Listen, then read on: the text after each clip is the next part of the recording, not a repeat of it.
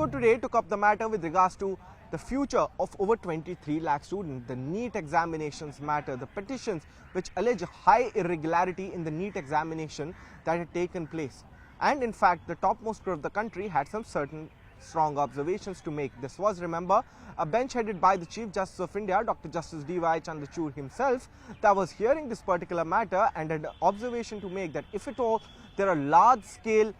compromises, if there is an integrity of, in fact, the examination had been hit at a larger extent, if the sanctity of the examination has been hit at a larger extent, then a retest can actually take place in this particular manner and a retest could be ordered in the NEET examinations. However, the Supreme Court posed certain questions to the National Testing Agency with regards to how that paper leak happened, whether that paper leak was restricted to certain places, what was the time difference between that paper leak and in fact that the beginning of that examination, and how that papers were actually traveling, when were these papers printed, how were these papers transported from the printing press to in fact the NTA or where and the lockers where these papers were kept. So all of these questions would now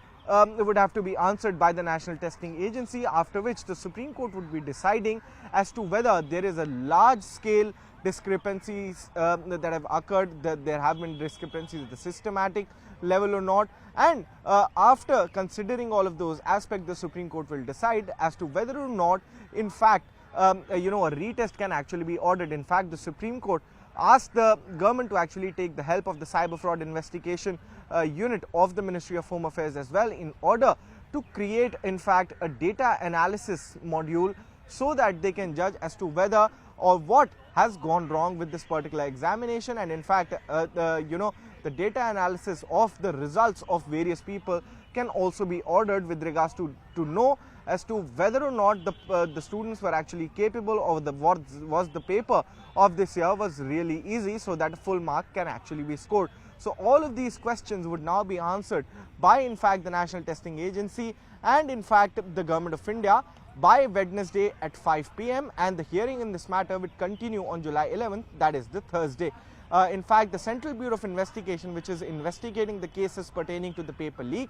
will also have to file its status report and has to inform as to what extent this particular